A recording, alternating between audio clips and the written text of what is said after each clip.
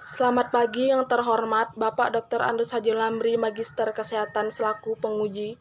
Pertama saya, yang terhormat Bapak Mustaming, Magister Kesehatan selaku penguji kedua saya dan pembimbing pertama saya, dan yang terhormat Ibu Fitri Nurika, Sarjana Terapan Kesehatan selaku penguji ketiga saya dan pembimbing kedua saya. Izinkan saya, Juliana Kristila Mujan, dengan NIM P072340176061 memaparkan karya tulis ilmiah saya yang berjudul Gambaran Kadar Asam Urat pada Pasien yang Menjalani Terapi TB di Puskesmas Karangasem.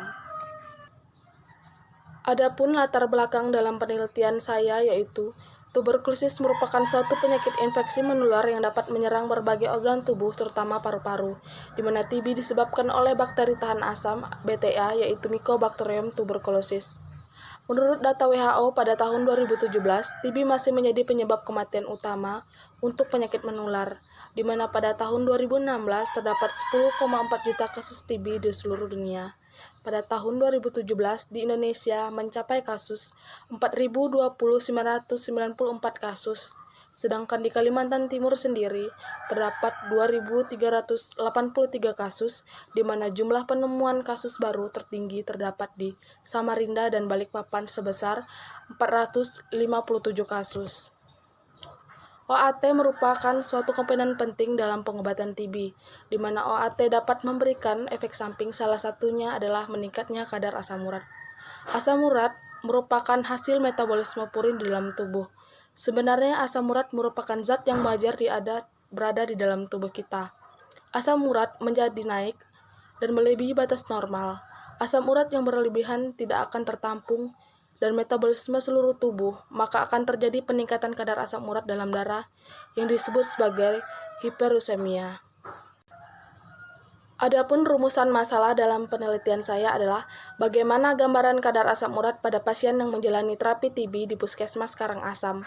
Adapun tujuan dalam penelitian saya terbagi menjadi dua, yaitu secara umum dan khusus, di mana pada tujuan umum saya adalah untuk mengetahui gambaran kadar asam urat pada pasien yang menjalani terapi TB di Puskesmas Karangasem. Adapun tujuan khusus dalam penelitian saya adalah untuk mengetahui gambaran kadar asam urat berdasarkan lama terapi.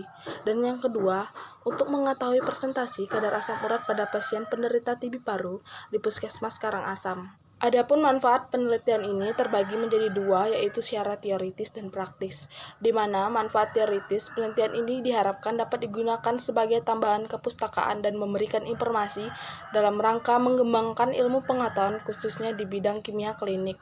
Adapun manfaat praktis, yaitu penelitian ini diharapkan dapat digunakan sebagai tambahan informasi mengenai kadar asam urat pada penderita tuberkulosis yang menjalani terapi obat TB, dan penelitian ini bermanfaat sebagai sarana dan untuk menambah wawasan dan mengaplikasikan ilmu yang telah dipelajari selama masa perkuliahan. Adapun ruang lingkup dalam penelitian ini ialah di bidang kimia klinik, khususnya tentang kadar asam urat pada penderita tuberkulosis yang menjalani terapi OAT. Selanjutnya ialah tinjauan pustaka, di mana tuberkulosis merupakan suatu penyakit infeksi menular yang disebabkan oleh bakteri tahan asam (BTA), yaitu Mycobacterium tuberculosis. Tuberkulosis ditularkan melalui udara, bukan melalui kontak permukaan. Gejala utama tuberkulosis adalah batuk berdahak selama 2 minggu atau lebih. Pada pengobatan TB terbagi menjadi dua, yaitu awal dan lanjutan, di mana pada pengobatan awal selama 2 bulan dan pengobatan lanjutan selama 4 bulan. OAT sendiri merupakan suatu komponen penting dalam pengobatan TB. OAT terbagi menjadi dua, yaitu secara primer dan juga sekunder. Pyrazimid dan etabutol dapat meningkatkan kadar asam urat. Berikutnya yaitu kerangka teori.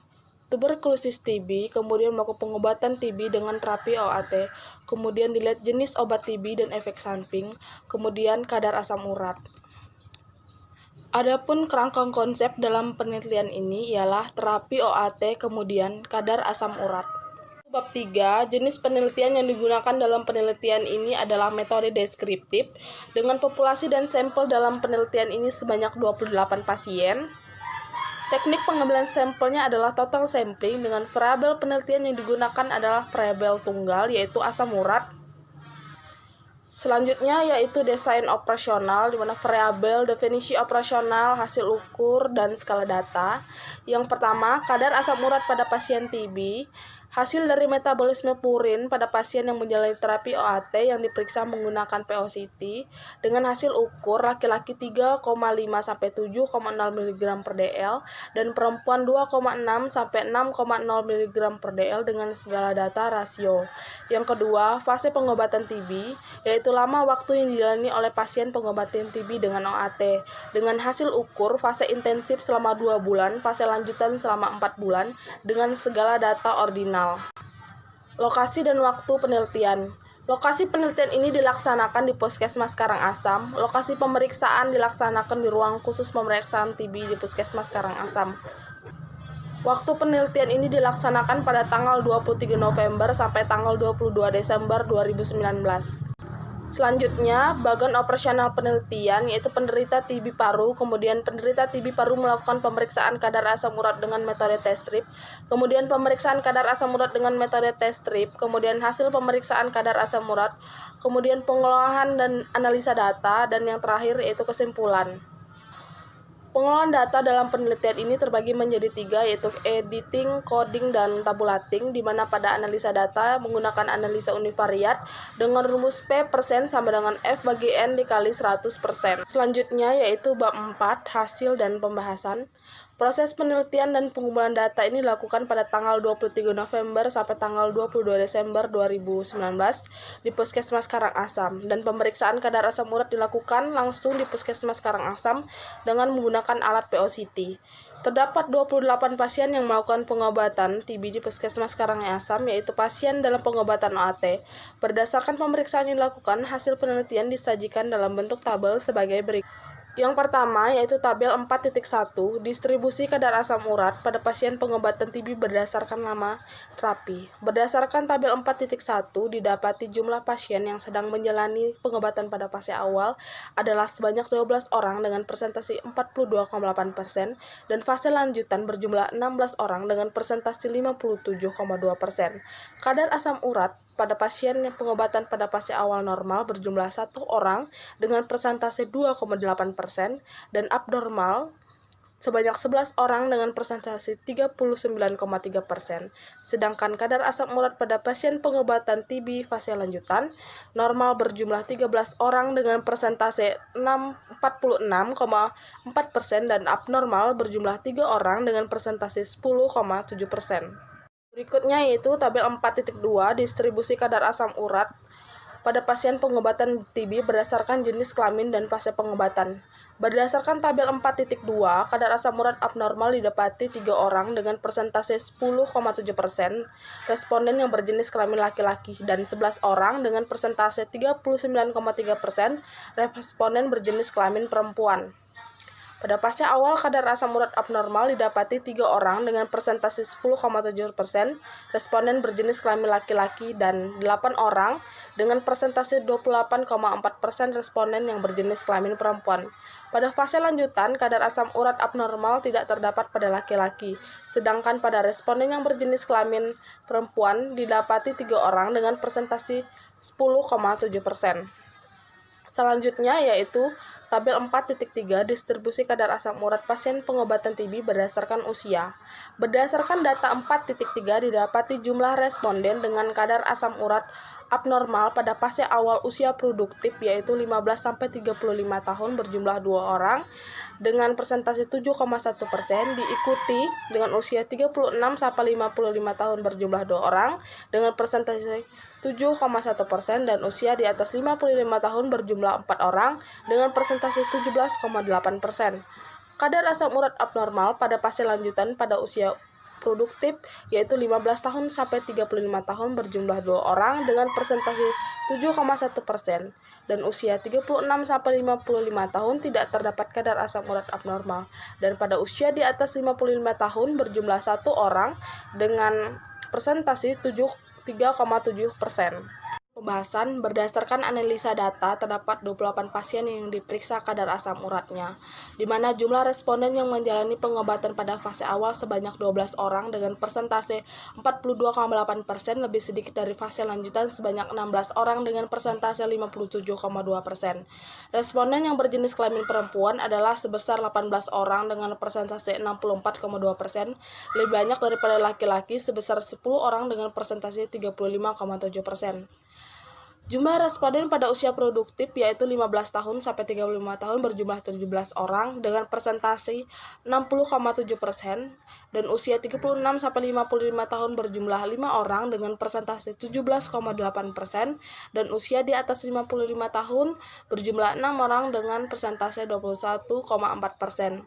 Angka kejadian TB yang tinggi pada usia produktif ini biasanya disebabkan karena lebih tingginya jumlah paparan pada bakteri yang dikarenakan lebih seringnya pada dunia kerja dan pendidikan dengan orang lain yang telah terinfeksi atau telah positif TB. Pada saat seseorang terdiagnosa tuberkulosis harus menjalani pengobatan secara rutin dan melalui 2 fase, yaitu fase awal dan fase lanjutan. Penggunaan OAT dalam waktu yang panjang dapat menyebabkan beberapa efek samping, salah satunya adalah meningkatnya kadar asam.